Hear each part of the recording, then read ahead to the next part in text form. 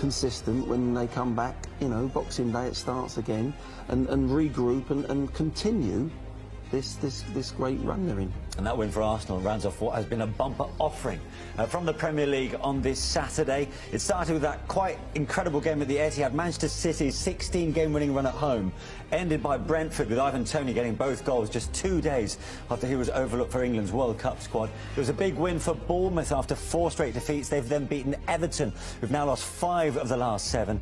Back-to-back wins for Liverpool and a losing start for New Southampton boss Nathan Jones at Anfield.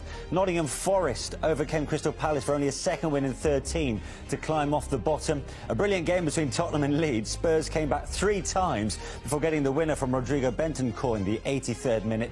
It's 4 wins in 5 for Leicester after a 2-0 win at West Ham. James Maddison scoring the first before then he hobbled off after 25 minutes for what Brendan Rodgers afterwards has called a precautionary measure. Newcastle beating Chelsea to sign off into the World Cup break on a high thanks to Joe Willock's winner. That's 7 wins in 8 for the Magpies. Chelsea have lost their last 4 in all competitions, and Arsenal sign off with a 7th win in 8 thanks to Martin Odegaard's double at Wolves. So with 2 games left before we head into this World Cup break, Arsenal sit top of the table for the next 6 weeks. That's guaranteed. 5 points clear of the summit on 37 points. Manchester City is second on 32, 2 ahead of Newcastle. And what a first part of the season it's been for them. 30 points from 15 games. Spurs in the final Champions League position on 29. Manchester United in 5th, 6 points off the top 4. They've got 2 games in hand, and they are to play on Sunday against Fulham, of course. It's Liverpool then, 7 points adrift of the top 4. Brighton 7th, Chelsea 8th. Fulham and then Brentford make the top 10. Wolves remain bottom, 4 points adrift from safety.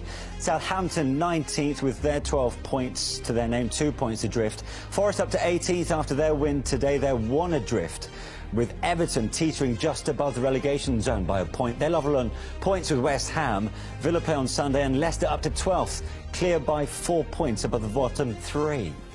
It's well done. Different games require different qualities. What did you have to show to dig that one out, Martin? Yeah, I think we had to dig deep today. The first half was difficult. They defended well with all the players behind the ball, and yeah, we were a bit slow on the ball. But we know the quality we have. We know we're always going to create chances, and yeah, we stayed patient, and it paid off in the end. So it was good. Aaron, firstly for you, how's the throat? It can never be good. Adama Traore landing on it. It was just the side of my chin, but you know it was a genuine attempt at a ball from both of us. So you know it's one of them things which happened, and thankfully it wasn't nothing too major, but. Yeah, it was one of them nights which we thankfully come out the other end. How big a win is that, and does it feel bigger because of the World Cup break that's coming up, and also because of that City result earlier today? Every win is very big for us. Away from home, at home, this place is a really tough place to come, and they showed that for 45 minutes. It's a massive win to give us a huge boost going into the break and a little bit of a bumper, but that doesn't mean anything. Things will change over the break, and we have to come back how we finished it. What was said at half-time, Martin? Because that first half in particular, I don't know, felt like a bit of a slog, maybe. Yeah, we played a bit slow. As I said, they defended well with all the players behind the ball, and yeah, we talked about some tactical things in the half-time, and I think we did better the second half. How we played the ball out wide, and how we managed to create some overload there. I think we did better in the second half, and then yeah, we got the goal, so that obviously helps a lot. Do you want to tell us what those tactical things were? Move the ball quicker. That's about it, really. Do you think sometimes when a team's sitting in 5 at the back, you can get almost into training mode kind of thing? And that's probably what we were doing, you know. There was runners in behind which we probably weren't playing because we don't want to keep turning the ball over. So like you say, it comes into that training regime where you just keep the ball, and there wasn't anything at the end of it, really. And we just had to be a bit braver, be a bit quicker on the ball, and get Thomas Partey onto the ball into midfield. He's overloads, etc. So speed of ball, and then obviously we got a goal from it. So Martin, 2 goals for you. That first one, bit of a race to the ball with Bukayo, wasn't it? yeah, I was a bit quicker than him, wasn't I? So I got it first, yeah. Oh, didn't know that. Thought, no, I thought. You think I celebrate this if I don't score? I saw Bukayo sprint off. I thought it was Bukayo. Oh, well done. Oh, maybe Bukayo's claiming it as well. We'll get to the bottom of that. That was mine. What about the second one? Definitely yours. Definitely mine, yeah. Yeah, I think it was a cross, and then goalkeeper boxed it out, I think, and then the rebound, yeah, so it was good. So 5 points clear at Christmas. I know you guys won't want to get carried away, but Arsenal supporters definitely should. No, we have to stay calm. We've said it many times, you know, it's a long way to the end of the season, you know, with some good teams around us. We're going to play every game as a final, as we said, and yeah, that's all. And World Cup squad for you, looking forward to it? Yeah, delighted. We'll see what happens and we'll go from there. We'll enjoy every minute of it, no matter what the outcome, and hopefully we can go and win that and then come back and we'll focus on Arsenal. Okay, so man of the match, player of the match, Martin Odegaard. 2 goals. Thank you. There you are, man. Cheers. Well done, mate. Thank you. And top of the table at Christmas Day for the first time since 2007, and with it a healthy advantage, Mikel Arteta touched upon it in his post-match interview after the Chelsea win, saying we are in title contention. So should we put this to bed now? Arsenal are title contenders, right, Owen? Definitely. They've earned the right to be there. You know, they've had a fantastic start to the season. I don't think they could have ever envisioned at the World Cup break to be top. You know, with Man City and Liverpool, we could argue last season 2 of the best teams in the world, never mind in the Premier League. So to be top, they're still ahead of schedule. They're overachieving. But credit Mikel Arteta. You know, he turned that whole toxic atmosphere around that was at Arsenal. They're a fantastic side, one of the youngest sides in the whole division.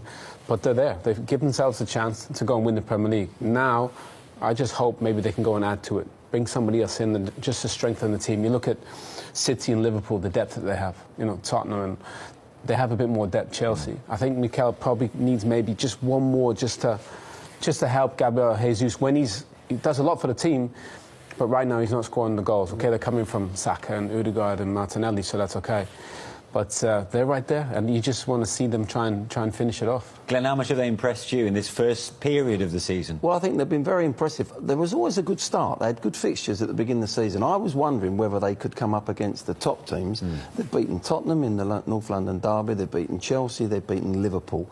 They were the tests, and they've come through with flying colours. Now, what that's done, it's added that confidence that they had earned in the early part of the season when they were beating the sides on paper that they looked like they could beat. Yeah. But now they've got that belief about them. Of course, they're 100% title contenders without any shadow of a doubt. They're a side you don't want to play at the moment. And it was always going to be interesting to see, when Arteta did whisper those words after Chelsea, how the players respond, because it almost ups the pressure a little bit more, right? And when you've got one final push to give before you go and represent your country, that made today a bit of a tricky assignment, right? It was tricky, obviously, top against bottom. In Wolves, they just sat in and defended. You know, they were happy to hit on the break. They played the 2 up top in Guedes and Traore, and they were a threat. But Arsenal, all they needed to do was move the ball a little bit quicker. Get a bit of width, and the goals were there. We said that at half-time, and that's exactly what happened. And credit Mikel, you know, he's seeing what adjustments need to be made. The players are making adjustments on the pitch, and that's a sign of a really good side. Let's have a look at the first of the 2 Martin Odegaard goals. First one was almost typical Arsenal, was it not, Glenn? Yeah, I mean, they've got this confidence about them. Look, Martinelli comes deep into the game here, deep like where Jesus, we said first half, was coming. But this time, we see Jesus now has gone high, but he's come out wide. It's beautiful play. They change the play and they go a little bit wider. This is a wonderful bit of movement. I like Jesus when he comes into these positions. He does it a lot when he was at City, played in this role. But look, that's a lovely blindside run from Vieira, lovely blindside ball in behind.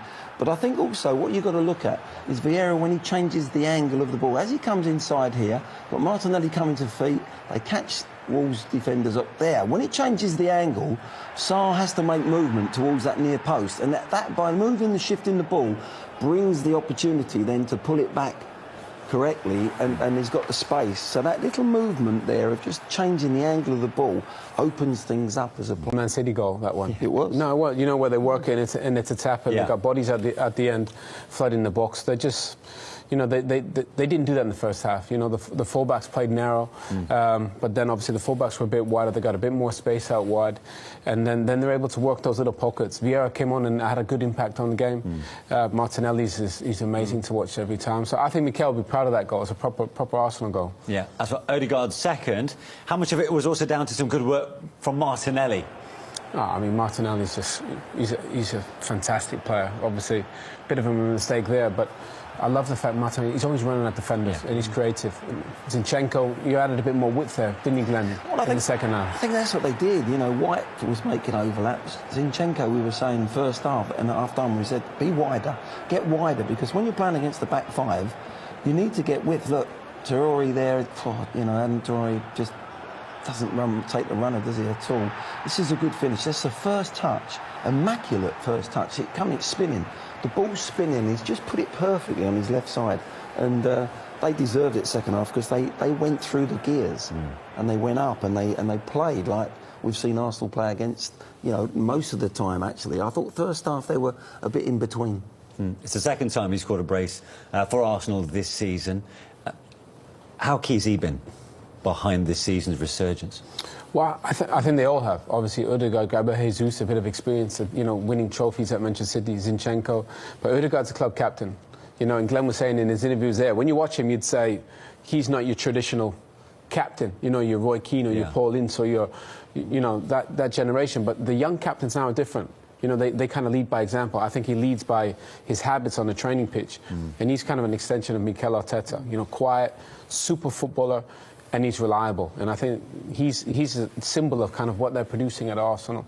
Really consistent. I think he's a captain in the sense that he's brave on the ball. If he makes a couple of mistakes, it doesn't matter to him.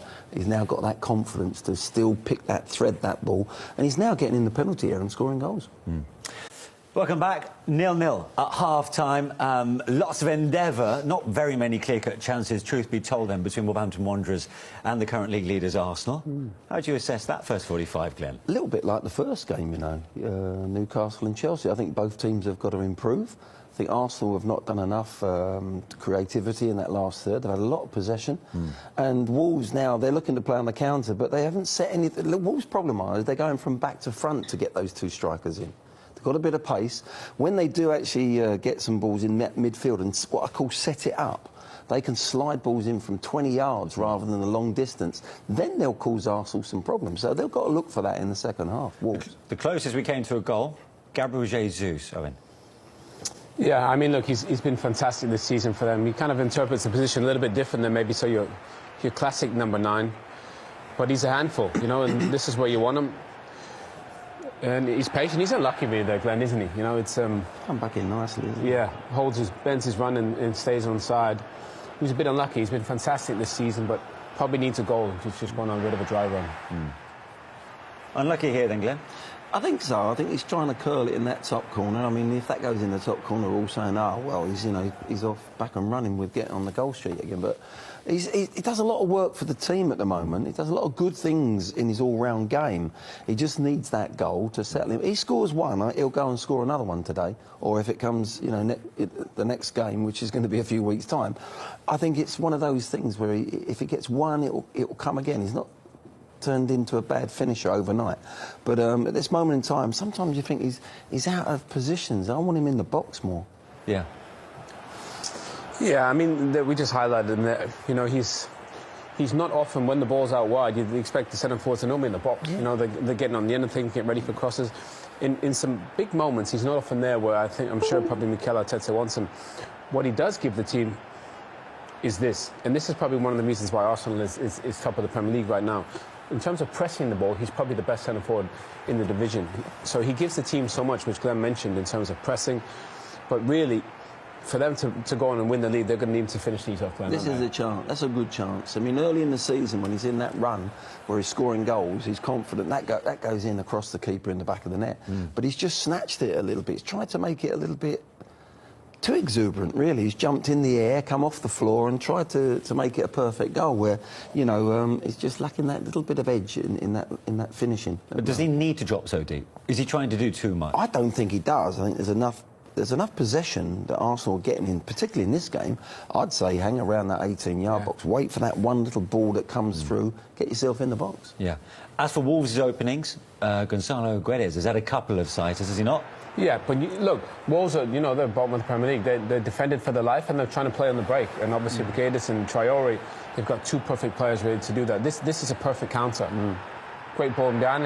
In a way, Glenn, it's a poor finish from Guedes because that could have been better. It is. They show good play. But that's what I'm trying to say to you. They need a slide ball in. That's the only opportunity they've done all day where they've gone in with a nice little ball that's not gone 60, 70 yards to try and get in all the time. And, you know, this is one, again, over the top, and they get that it's a mistake. But it's a longer ball. They make a mistake. There's a little bit of deflection. He does poor. He's got to hit the target. He's got to do better there. Yeah. Saliba, I mean, he's been immense so far this season. Just Absolutely. A bit of a mistake there. But that's a good chance for Guedes, isn't it? You know, you'd expect him just to make better contact. I mean, Gabriel obviously with a big block, but they look a threat, Wolves, on the break. Glenn said they haven't had much possession. No, they've been happy to stand off Arsenal. Yeah, they should do, because if they went toe-to-toe, they'd probably get smashed up. Be some damage. Yeah.